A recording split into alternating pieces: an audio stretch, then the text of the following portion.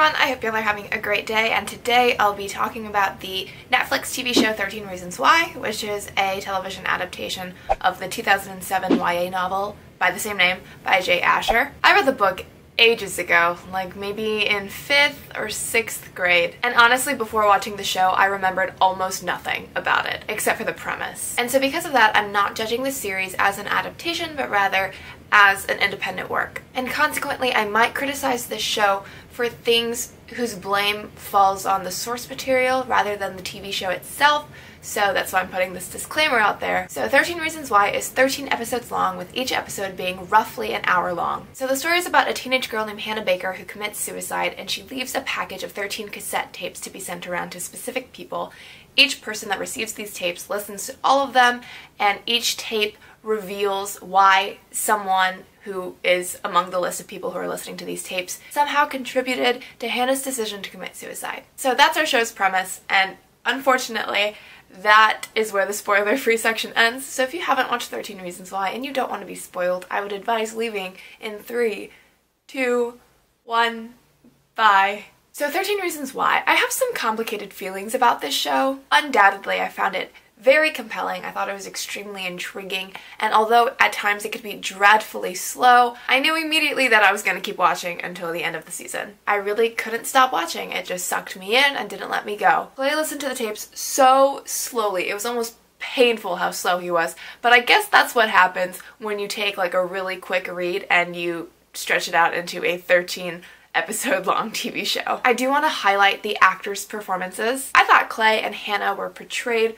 super well. The actors who played both of those characters were really talented. Sometimes I thought that Catherine's accent would slip, but overall she did a really convincing job. I also thought the actors who played Justin and Jessica were really great, as were Hannah's parents. When I saw that Hannah's dad was Brian Darcy James, aka the original King George III from Hamilton, before Hamilton went to Broadway, I was shooketh. But anyway, the show I thought as a whole was really well acted. There are scenes that are really graphic and really emotional, but I thought the actors always did a really great job of pulling it off super well. The actors, as well as the writers for the show, brought so much depth and so much emotion to these characters, and I admittedly cried a lot throughout the TV series, especially near the end. Sometimes the lines were a little awkward, pretty cringy, and I was like, no one talks like this, but that's more of a writer's thing than an actor's thing. So overall, I thought the show was very engaging. It was well acted, and it was also very aesthetic, so it was really well shot, really well edited. And so the complication with my feelings for the show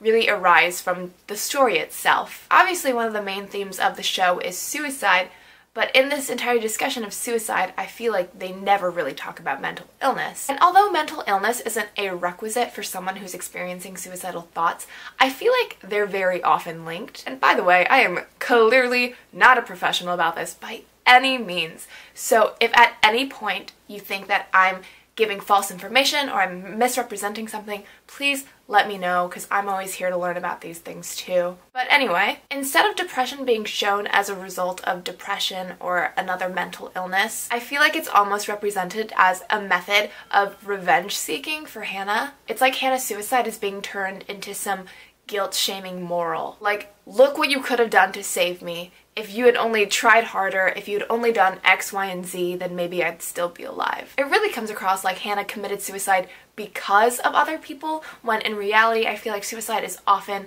done despite people. So people who experience suicidal thoughts, they could have tons of friends and tons of family who love them so, so dearly, but that's not enough to dispel the darkness in their minds. Because love and care and affection, those things are of course very important, but ultimately they don't cure mental illness, and they don't prevent suicide. So for Clay to say, I cost a girl her life because I was afraid to love her, that just didn't sit well with me, because that's not true. Then again, I feel afraid for saying this because I don't want to invalidate anyone's experience who does look similar to Hannah's. Like, if someone out there has had suicidal thoughts and stopped having those thoughts once they found someone who really loved them or who really cared for them, I don't want to invalidate that experience. But I feel like, as a whole, in general, in a lot of cases, loving someone isn't going to prevent them from committing suicide. So all that being said, I don't think the show creators ever intended to glamorize or to romanticize suicide. I don't think any of them for a second ever set out to create something that would perhaps encourage someone to follow Hannah's path. But I have seen a lot of articles that mention this psychological effect where after you're exposed to suicide, suicides go up. So because of that effect, if people who are already in a bad place watch this show could lead them to even worse places, and that's not what anybody wants. But I don't know if that means that shows shouldn't have any graphic, dark scenes at all. If those things are always censored, then I wonder how impactful of a discussion could be started. So speaking of discussion, I feel like that's where 13 Reasons Why deserves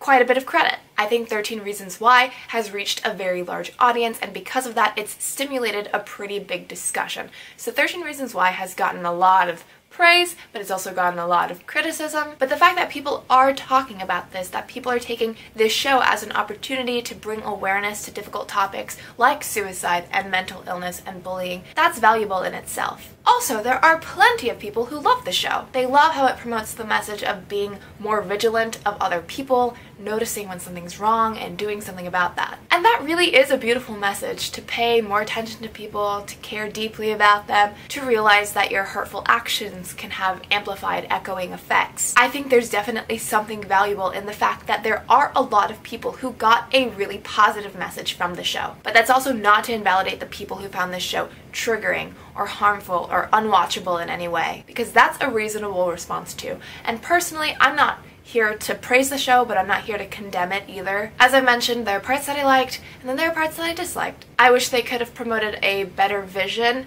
of someone having suicidal thoughts getting professional help. I wish the takeaway of the show had been something along the lines of being nice to people and caring about people is really great, and continue doing that, but you can't save people that way, so guide them to help if they need it, rather than the message of we're all responsible for killing Hannah Baker. So that was the bulk of what I wanted to talk about, but I also want to touch on the ending and the possibility of a second season. I personally don't feel a second season is very necessary, but I do think that they did a pretty good setup for a potential second season. I was so satisfied, I guess, that's definitely not the right word, but hopefully you know what I mean, when Hannah's parents finally started listening to the tapes, because throughout the entire show I was always like, Clay, I need you to give Hannah's mom those tapes. She needs to know. So when they finally started listening to them at the end, I was like, thank goodness. And I think listening to those tapes is gonna shatter them, but I would still rather have them know. As for the deal with Alex, I don't know if that was supposed to be a suicide or if that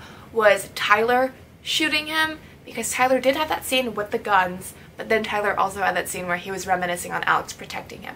So I feel like that thread was left intentionally loose and intentionally ambiguous so that they could pursue it in the future. I really hope Bryce gets put into jail because he's literally the worst. I hope Jessica recovers, and I hope that she seeks out help if she needs it. I want her to be okay. There are many things that I could see happening in a potential second season, but I honestly kind of like the idea of making up endings for these characters on my own. So those are some of my thoughts on 13 Reasons Why. Please let me know what you thought of the show, what kind of message you got from it, whether you thought that the representations of difficult topics was well done or poorly done. I would really love to hear it. Thank you so much for watching. I hope y'all have a fantastic day and happy reading.